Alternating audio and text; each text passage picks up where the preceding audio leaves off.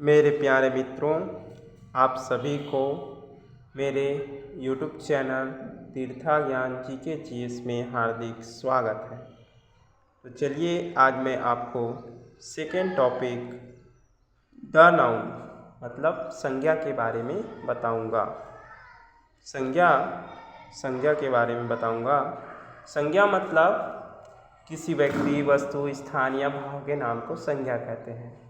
अर्थात एक शब्दों में बोलें तो किसी के भी नाम को संज्ञा कहते हैं। तो इस प्रकार से हम अब स्टार्ट करते हैं। नाउन मीन्स संज्ञा। A noun is the name of a person, place और एनीथिंग। किसी व्यक्ति, स्थान या वस्तु के नाम को संज्ञा कहते हैं। Kinds of noun. संज्ञा 5 प्रकार की होती है। प्रॉपर नाउन व्यक्तिवाचक संज्ञा, कॉमन नाउन जातिवाचक संज्ञा, मटेरियल नाउन पदार्थवाचक संज्ञा, कलेक्टिव नाउन समूहवाचक संज्ञा, एब्स्ट्रैक्ट नाउन भाववाचक संज्ञा। यहाँ पर मैं आपको 2 और संज्ञा के बारे में बता दूँ जिसको इस कोर्स में इंक्लूड नहीं किया है, मैं आपको बता दूँ।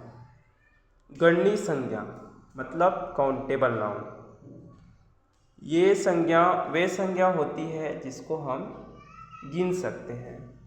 That which count it. A countable noun is the count it, जिसे हम गिन सकते हैं। जैसे कुर्सी, टेबल, पंखा इत्यादि, ये सब क्या है? काउंटेबल नाउन है। दूसरा आता है अनकाउंटेबल नाउन। अनकाउंटेबल नाउन मतलब होता है अगणनीय संज्ञा। अनकाउंटेबल नाउन ऐसे नाउन होते हैं जिसको हम गिन नहीं सकते। जैसे कि तेल, ऑयल, पानी, वाटर, कैरोसिन मिट्टी का तेल, पेट्रोल इत्यादि, इनकी बूंदों को आप नहीं गिन सकते, कोई नहीं गिन सकता। ठीक है, इसीलिए ये जो है अनकाउंटेबल नाउन इसलिए बोला गया है। Uncountable noun that which not counted, जिसे हम गिन नहीं सकते। अगला है इसमें। अब चलिए मैं आपको अब नाउन का पहला जो प्रकार है प्रॉपर नाउन। प्रॉपर नाउन के बारे में बताऊंगा। प्रॉपर नाउन मतलब व्यक्तिवाचक संज्ञा। A proper noun is the name of a some particular person, place or thing. किसी व्यक्ति, स्थान या वस्तु के विशेष नाम को व्यक्तिवाचक संज्ञा कहते हैं।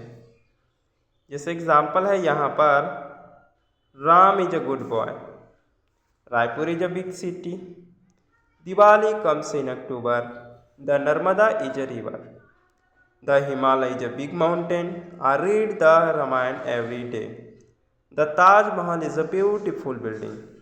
याद रखो, उपर्युक्त वाक्यों में राम एक व्यक्ति विशेष का नाम है, रायपुर एक स्थान विशेष का नाम है। उसी प्रकार से दिवाली एक त्यौहार विशेष, अक्टूबर एक माह विशेष, द नर्मदा एक नदी विशेष और द ताजमहल एक इमारत विशेष का नाम है। अतः उपर्युक्त सभी प्रॉपर नाउन हैं। प्रॉपर नाउन का पहला अक्षर कैपिटल बड़ा अक्षर में लिखा जाता है। प्रॉपर नाउन के साथ कोई आर्टिकल नहीं लगता, किंतु नदी, पहाड़, नक्षत्र, धार्मिक ग्रंथ आदि के नाम के आगे द आर्टिकल लगाया जाता है। The Ganga, the Himalaya, the sun, the Bible, ये सब प्रकृति में एक है, सिंगल है, इसीलिए इन पर द लगाया है। ठीक है, ये कुछ अपवाद थे जिन पर द लगता है और ये सब प्रॉपर नाउन है। कॉमन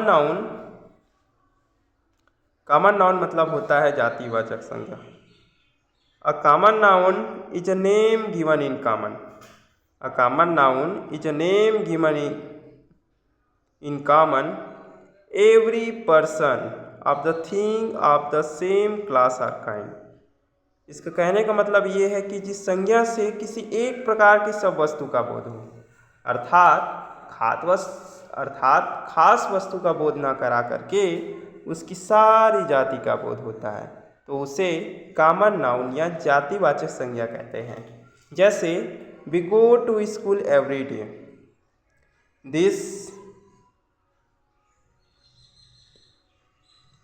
इस प्रकार से ये पहला हमारा एग्जाम्पल है। दूसरा है the boy play hockey in the ground. फिर तीसरा एग्जाम्पल है यहाँ द डॉग रन्स। चौथा माई टीचर टीचेस इंग्लिश। फिर the bird is eating worms. Common noun के पहले ए या एन आर्टिकल का प्रयोग किया जाता है बशर्ते कि वह एक वचन हो। देखिए, अब इसको मैं आपको एक एग्जाम्पल के जरिए से तो इतना बता दिया, लेकिन मैं आपको थोड़े से और स्पष्ट कर दूं। जैसे school, we go to school every day, तो स्कूल कह देने से यहाँ पर primary school, middle school, higher secondary school, ये जितने भी स्कूल दिख रहे हैं, चाहे स्कूल छोटा हो चाहे बड़ा हो, कहने का अर्थ है कि छोटे क्लास हो चाहे बड़े क्लास हो, इसकी सारी जाति का बोध हो रहा है, अतः ये जो है कॉमन नाउन है। उसी प्रकार से the boys play hockey in the ground, इसका मतलब ये है कि बॉय कह देने से जो है सभी प्रकार के बच्चे का बोध होता है, चाहे बच्चा छोटा रहे चाहे बड़ा रहे, चाहे 5 वर्ष का रहे चाहे 10 वर्ष का रहे, चाहे कोई भी वर्ष का रहे, ठीक है। बॉय कह देने से जो है उसकी सारी जाति का बोध होता है, ठीक है। द डॉग रन्स, डॉग कह देने से कुत्तों की जाति का बोध होता है, चाहे कुत्ते का कोई भी जाति हो, जाति है ना कुत्ते की जाति, चाहे उसका प्रकार चाहे कोई भी हो, वैरायटी कोई भी हो। माई टीचर टीचेस इंग्लिश, यहाँ पर टीचर कह देने से जो है सभी प्रकार के टीचर का बोध होता है, चाहे वो मैथ्स पढ़ाता हो, चाहे साइंस पढ़ाता हो, चाहे भूगोल पढ़ाता हो, चाहे कोई भी सब्जेक्ट पढ़ाता हो, ठीक है। तो टीचर कह देने से जो है पूरे शिक्षक का बोध होता है, चाहे वो महिला हो चाहे पुरुष हो, ठीक है। The birds is eating worms, यहाँ पर बर्ड्स कह देने से अनेक प्रकार के पक्षियों का बोध होता है, चाहे बाज हो चाहे ईगल हो, है ना, चाहे हंस हो, स्वान, चाहे पैरट, पिकॉक, मोर इत्यादि। तो ये सब कॉमन नाउन हैं, जातिवाचक संज्ञा हैं। याद रखो, कॉमन नाउन के पहले ए या एन आर्टिकल का प्रयोग किया जाता है बशर्ते कि वह एक वचन हो। मटेरियल नाउन के बारे में मैं आपको बताऊंगा। मटेरियल नाउन मतलब होता है पदार्थवाचक संज्ञा। A material noun is the name of a substance from which something is made.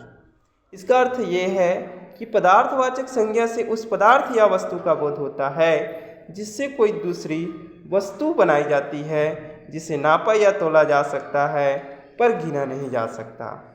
जैसे गोल्ड, आयरन, सिल्वर। निम्नलिखित वाक्यों में गहरी स्याही से छपे शब्दों को हम पहचान के बताएंगे। यहाँ पर एक एग्जाम्पल है, the ring is made of gold, I drink milk, Ram does not eat rice, the book is made of person, the chair is made of iron. यहाँ पर gold, milk, rice, paper and iron ये सभी material noun हैं। याद रखिए, material noun का प्रयोग हमेशा एक वचन सिंगुलर नंबर में होता है, इनके साथ कोई आर्टिकल नहीं लगता। कलेक्टिव नाउन समूहवाचक संज्ञा। A collective noun is the name of a collection of person or similar things taken together and spoken of as a whole. इससे एक समूह का बोध होता है। नीचे लिखे वाक्यों को पढ़ो और गहरे काले छपे शब्दों को ध्यान दो। जैसे class, army, staff, crowd.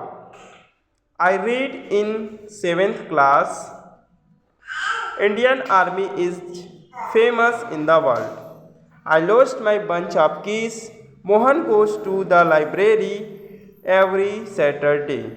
There is a large crowd on the road. यहाँ पर क्लास कहने से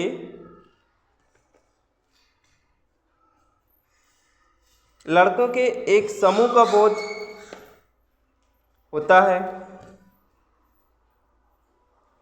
आर्मी कहने से जो है बहुत सारे सिपाही का बोध होता है।